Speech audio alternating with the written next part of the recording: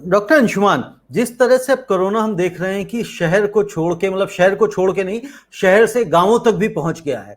तो जब गांवों में पहुंच गया है, शहर में ही इलाज नहीं मिल रहा है, यहीं ट्रीटमेंट नहीं मिल पा रहा है, यहीं सुविधाएं नहीं है, और गांवों में तो हम सब जानते हैं कि वहां स्वास्थ्य की क्या सुविधाएं हैं।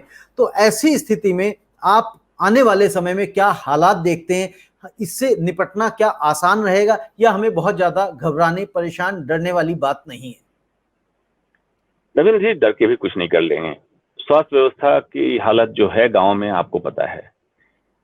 हम यही कह सकते हैं कि ईश्वर उनकी रक्षा करे, क्योंकि तंत्र से तो कोई उम्मीद लग नहीं रही है। मेरी उम्मीद जरूर थी, मैं बहुत आशावादी इंसान हूं, कि पिछले साल जब कोरोना आया था तो इंडिया के हेल्थ केयर सिस्टम को एक्सपोज कर दिया था। तो मेरी उम्मीद ये थी कि इस बार के बजट सेशन में जेन्युइनली किया गया है, लेकिन जेन्युइन नहीं है, जेन्युइनली बहुत प्रायोरिटी, हेल्थ को प्रायोरिटी दी जाएगी और गांव तक के स्तर में स्वास्थ्य व्यवस्थाओं को सुदृढ़ कर दिया जाएगा। लेकिन ऐसा हुआ नहीं।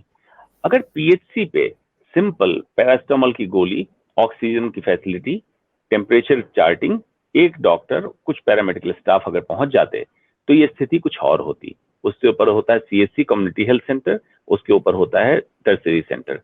अगर सारे को सुदृढ़ कर लेते, जो कि ऐसा नहीं है, अनडूएबल है, तो बहुत कुछ बदल गया होता। लेकिन आपकी कमी की वजह से, लैक ऑफ गुड गवर्नेंस की वजह से प्राइवेट कॉर्पोरेट हॉस्पिटल को मौका मिलता है और अनाप शनाप बिल बनता है, फिर कोर्ट को इंटरफेयर करना पड़ता है।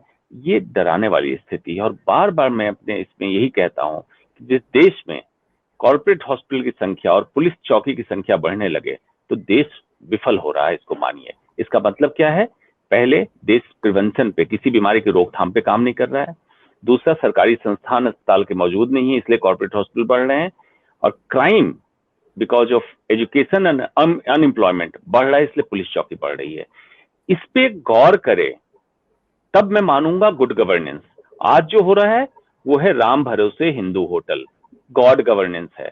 तो भगवान ही को अगर गवर्नेंस चलाना है तो चुनाव की प्रक्रिया बंद कर दें, सबको भगवान के भरोसे छोड़ दें। गुड गवर्नेंस की जरूरत नहीं है।